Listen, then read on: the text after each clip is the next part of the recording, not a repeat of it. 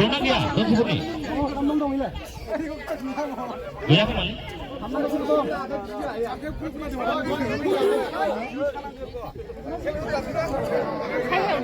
Narain Punya Sabun Sadai.